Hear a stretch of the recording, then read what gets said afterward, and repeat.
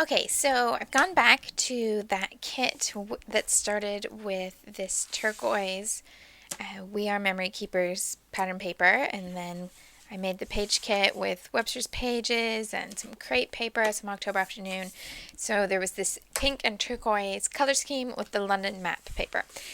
And then I had a variety of different accents, and I knew I was going to go with Olympic photos. So I've picked out two, and I figured out what kind of theme I'm going with. So I'm going to start with the map and the background, and what I want to do is keep most of the map but trim it down a little bit so that I can also use that turquoise pattern as a background. So I'm just going to, instead of, normally if it was an all over pattern, I'd just trim two sizes to make the box the smaller size. But in this case, I want the map to still say, the center of the map to still be the center of the smaller version. So I'm just going to cut all four sides to get my background started. I'm starting with these two boxes on top of the 12 by 12 sheet. So the map cut down ended up being about 10 by 10. So the Webster's pages with the multicolored stripe, I cut to 10.5 square, and then just offset those a little bit and turned the stripes the direction that you would see all the different colors. And I've attached those but left the adhesive off the very edge so that I can add other little bits and pieces as we go. I'm going to mat the two photos together on the pink crepe paper design.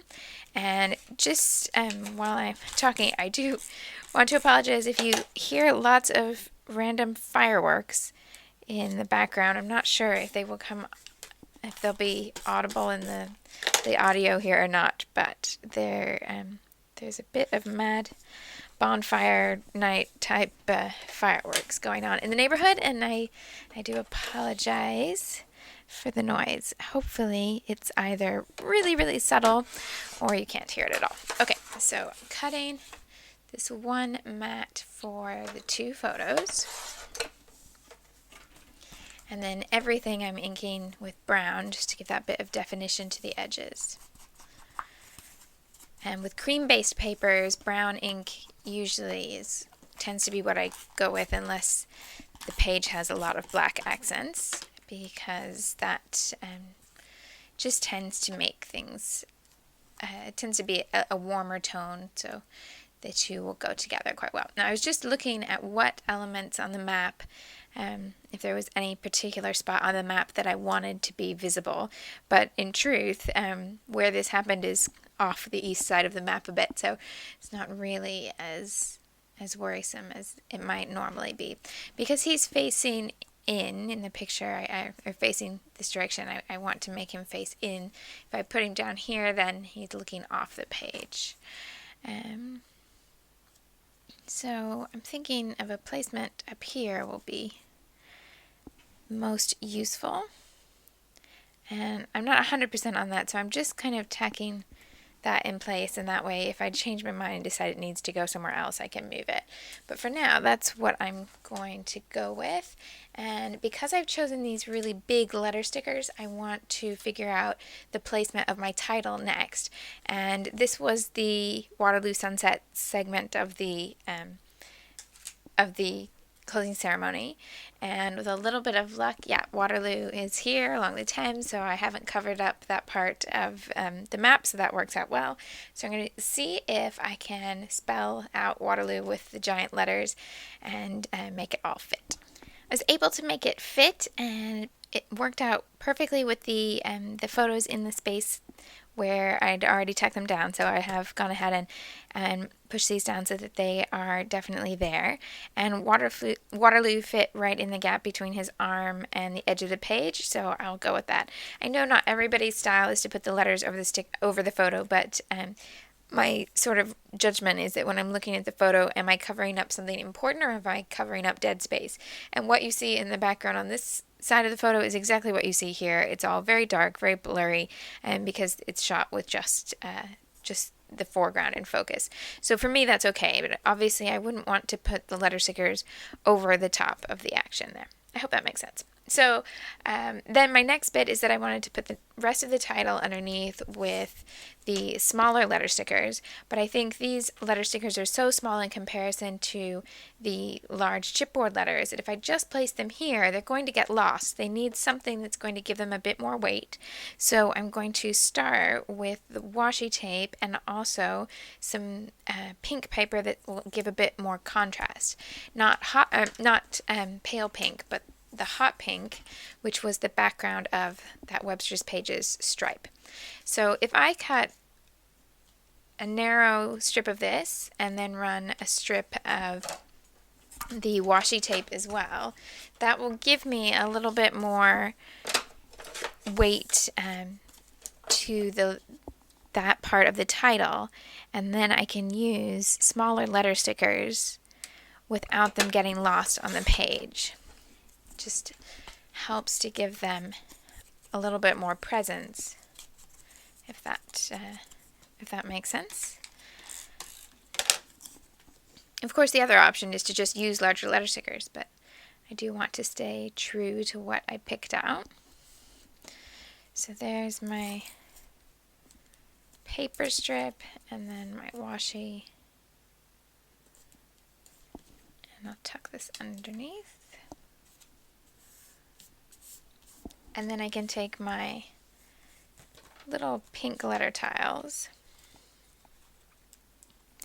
and run them on top. They're still going to be small. It's still going to be obvious that they're not the same size as the chipboard letters, but that darker color and the wider block there of the combination of the tape and the paper is just going to extend the stickers a little bit so that they don't seem so small and they don't get lost in the pattern paper behind them. So with the title there, I'm going to move to another part of the page and start adding some embellishment and working in a place for some journaling. I think what I'd like to do is kind of leave this area of the map alone so that you'll be able to see Waterloo on the map, and then come down to this corner because I'm less concerned with it saying one size and things like that. And I have this sticker from what I'd pulled out that's just the partial doily, so I can put that at the bottom of the page and run it up a little bit, and that will connect the bottom of that turquoise background paper to the layers that are on top. And then I want to repeat other elements that I've already included. So I can add a little bit of that pink paper that I used with the title and the same washi tape. Might even use the same letter stickers to add the date. And it might work best if I tuck this little strip into part of the sticker. And I just tend to move elements around like this until I find the spot that works best. And come back with the washi tape, if I can find the end of it. There we go.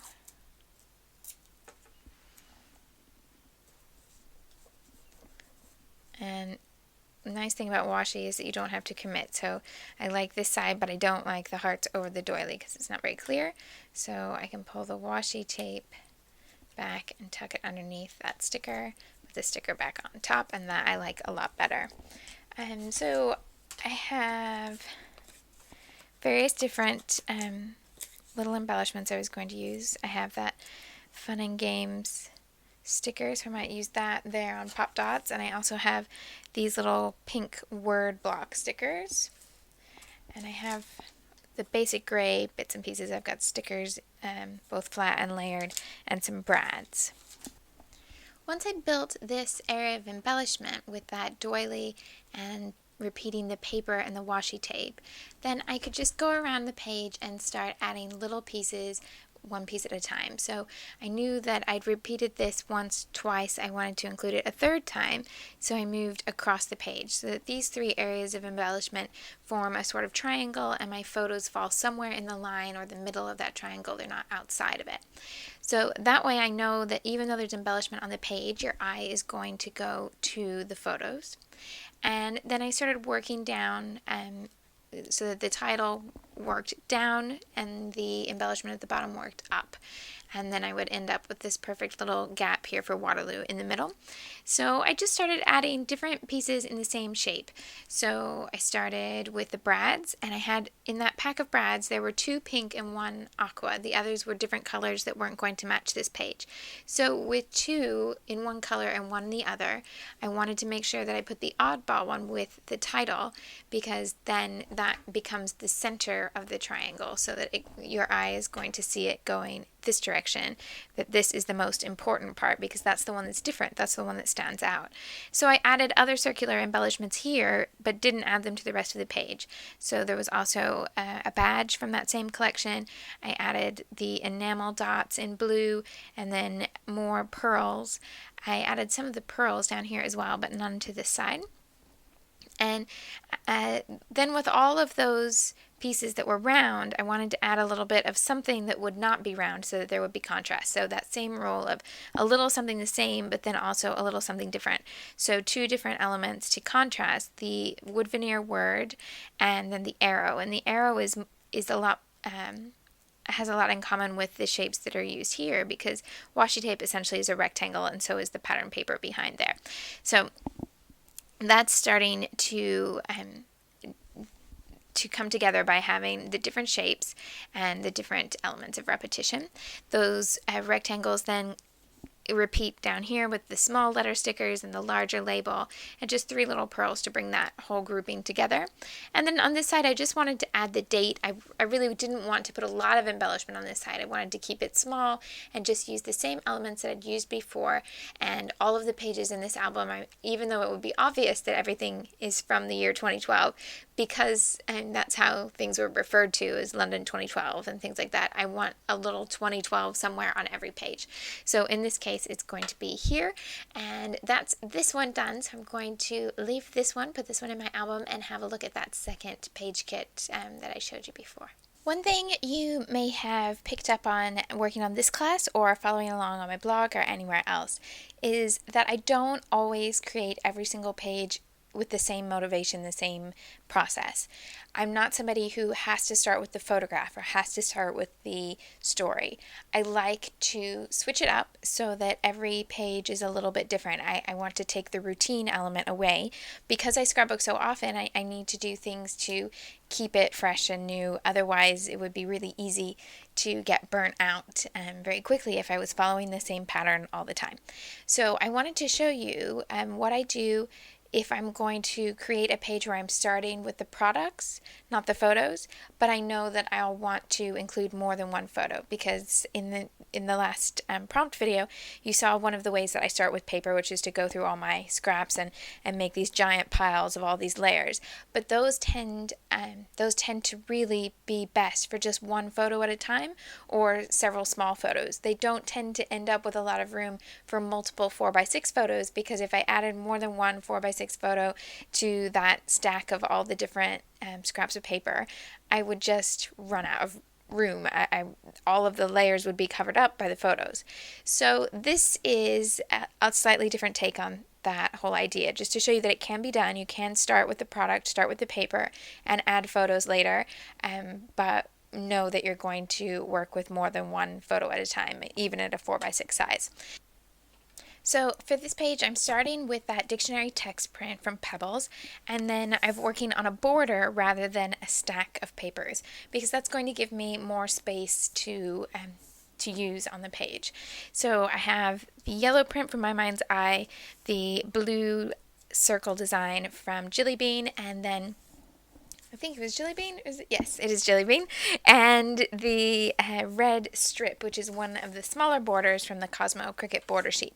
So that gives me a place to start the page, but I don't have that idea of something that's small and central. I can then think of how I could add photos all along here or photos all along here, a grouping of photos, all sorts of different options. Then I have all these other products that I pulled out. so I can start looking to see what might work. And so, for example, I think I'm going to go with the idea that I'll use 2 4x6 photos this time. It could certainly work with more 4x6 because you could get 3 here, or you could do a big block, so you could have 2 landscapes and 1 portrait and the gap space left. Or you could do many more photos in a smaller format because you could print one giant collage of photos, or all sorts of different small ones cut out. So you've got a lot of different options with your photos at this point in the page. But I'm going to go ahead and guess that I'll do 2 4x6 photos because I know that since that's the combination that I use all the time, I know that that will work. So stacked up, I'm just cutting the mat so that I have a 1/4 inch on all 4 sides. So I've cut my floral paper to 6.5 by 8.5 to accommodate 2 photos plus a mat around the edge. And then I'm starting to layer this on the page and look at where things can go. And if I put this on top or underneath the yellow pattern paper here, I'm stuck with a problem of not enough contrast. There's 2 yellows, they're really similar, but they're not exactly the same. There just needs to be something a little bit different, and even the ink around the edge is just not really enough to separate the 2 colors in my mind. So I want to find something else. So I went to the B sides of the paper, so the reverse of the yellow and things like that.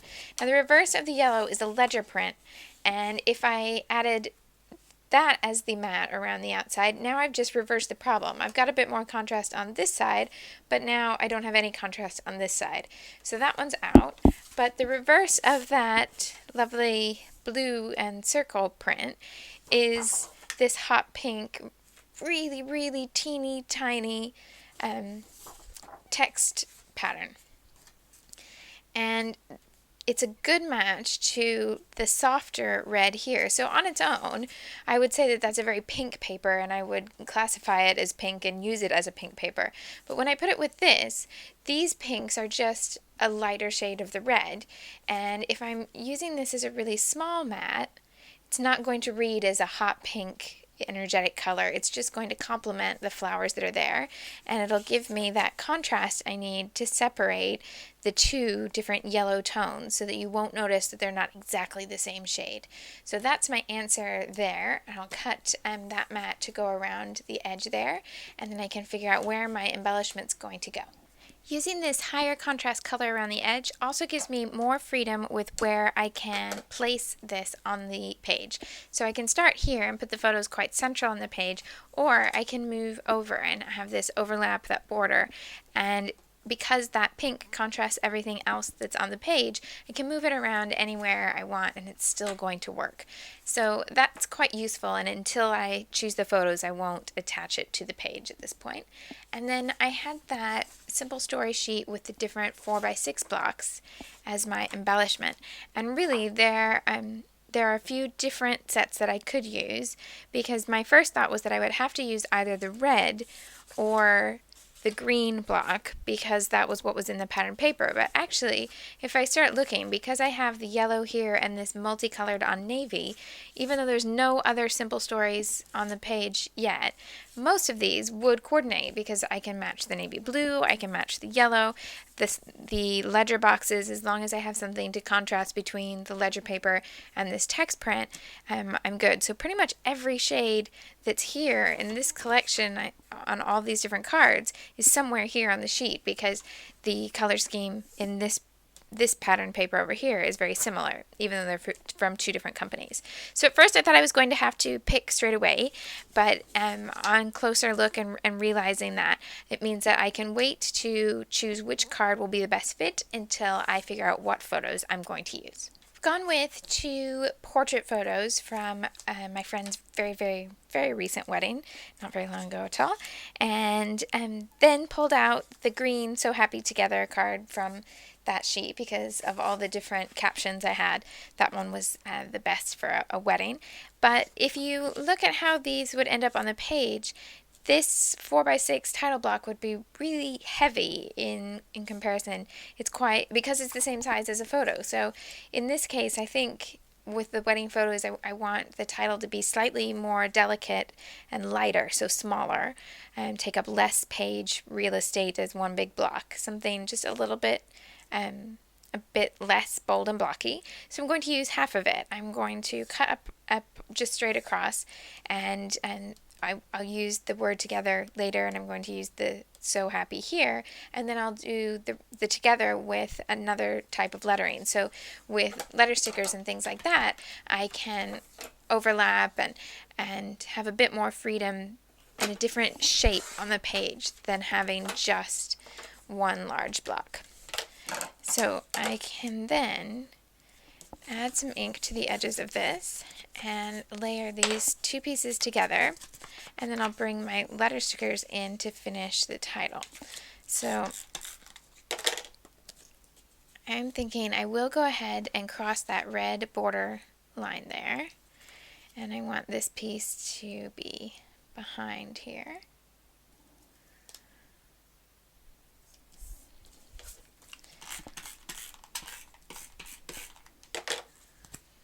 Oops, and then just making sure that all those edges are covered up. Should still be able to read this even though the very bottom of the letters there at the edge are covered up. And I'll come over to my lettering options. Now what I had pulled out before, just like the last time, there's a really big difference between the large and the small. So I have some really bold, very big, very sparkly thickers, and then I have very small, very fine, lightweight, flat stickers. And so I think this is a case where the thickers are too big, too bold, too bright. I'm going to use the smaller letter stickers, but they are very small, so I want to bring more attention to the word so that it will read together with the so happy. So I'm going to bring in my other embellishment pieces, and I'm thinking that to have a little bit more navy over here would be a good option. So I'm going to start with this navy journaling card. And in fact, I'm going to cut part of it away because I might want to use it elsewhere. I don't have another one in this shape, so if I want it somewhere else on the page, I'm going to need to take it from the same piece.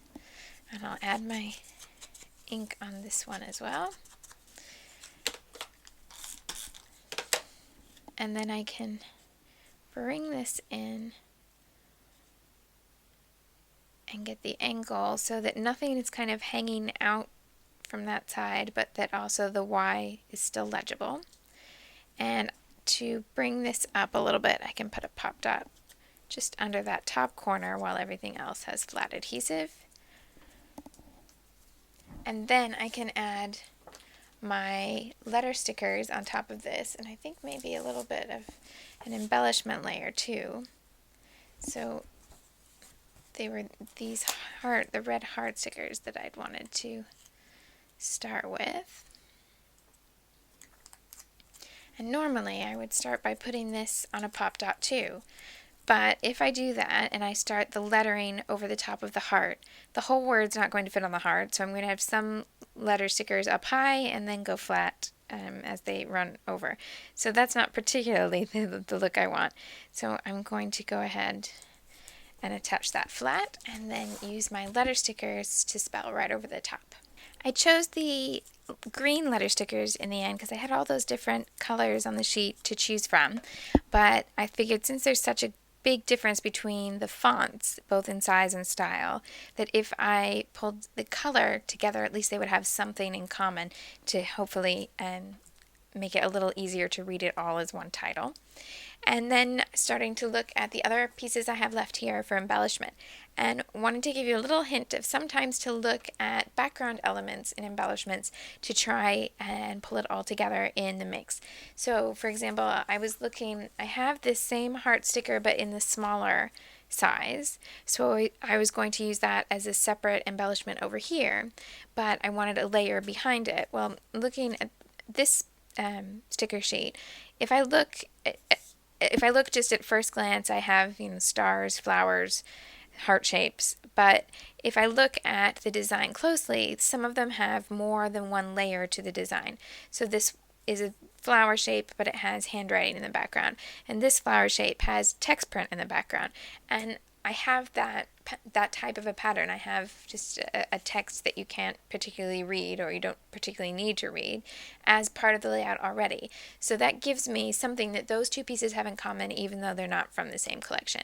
So I'm going to take that over to here and then build my embellishment on top of that. And because this one isn't a title, this one's definitely embellishment only, I can do things like add the pop dot, and then sometimes I'll find that putting the two shapes together, I realize that I need something else in between. It's just like that photo mat. Here I don't have enough contrast, and the size is a little bit wrong. I need something a little larger behind that heart. So I'll pull the heart away for a second and find another piece, or punch another piece. Sometimes a circle punch is the best thing to put behind a shape that's a little bit too small, and I'll just build up that little bit of embellishment here. So here's my finished version of this page, and I just did little small little groups of embellishment. Started with those flower shapes in the background, used a pink circle punch to go back to this pattern paper that I used to pick out the different pieces that would offer good contrast. So I went with the green because that was different than what was on both layers that I wanted to add, and also pulled that color back in from the title. Then added a few little gems, just one for each heart and one either side of the word together. Still wanted a little bit something outside of the stacked piece on its own. If you look at that embellishment just on its own, it's cute, but it seems a little oddly placed. Adding little pieces around the edge can help make it look a little bit more natural. But I found when I went to my jar of different little things I could sprinkle around the page that I had a little bit of a mismatch. I had one of these hearts. I didn't have any more hearts left, and the one I had was painted green. I think I had just painted different colors for a different layout, and this green wasn't a good match there. But it was a good match here, but I only had the one. But I also only had two butterflies. So they're both wood, and I don't remember what color ink pad I used to get this particular green, so I didn't chance it. I just left the two butterflies as the wooden color and used the green up here, which gives me these 3 spaces of green in the title. So I quite like that whole little grouping of 3. So added a little bit of journaling here, and that was something I wanted to mention about both of these pages, is that both of them are things that are going into my album with more photos about that event. So there are definitely more photos of the closing ceremony in my album. There will be more photos from their wedding in my album. So sometimes if I'm working paper first and then choosing photos after I've started the layout, those are not the pages that I'm going to have lots and lots of journaling. And then once this is in my album, because my process is to then go to the album and look when I have the photos in hand, then I will see, okay, I've scrapbooked these 2 photos, but I haven't really journaled much. I've just kind of included their names and one little comment. Or when I get to the closing ceremony in my album, I'll know, okay, so I've covered this particular part of the evening, but not others. So then I can design that page with more space for journaling. And I really like the balance of that, because that way when you flip through, you get a different experience with each page, and they'll all have something in common. They'll all come together to tell a story, but you don't turn every single page and think, oh my goodness, I really have to commit to reading a novel. And sometimes I want to write a lot, and sometimes I want to write just a little bit. And I think that all of that variety is just what keeps the albums nice and fresh and unique. So I don't have any problem with having some pages where there's just a little bit of journaling.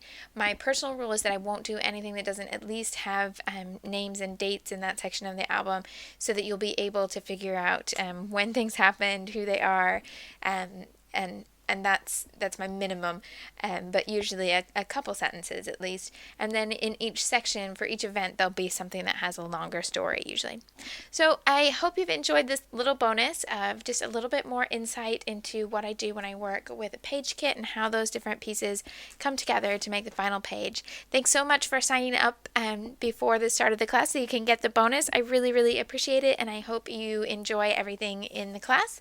And I hope I'll see you soon for another class sometime. Thanks so much.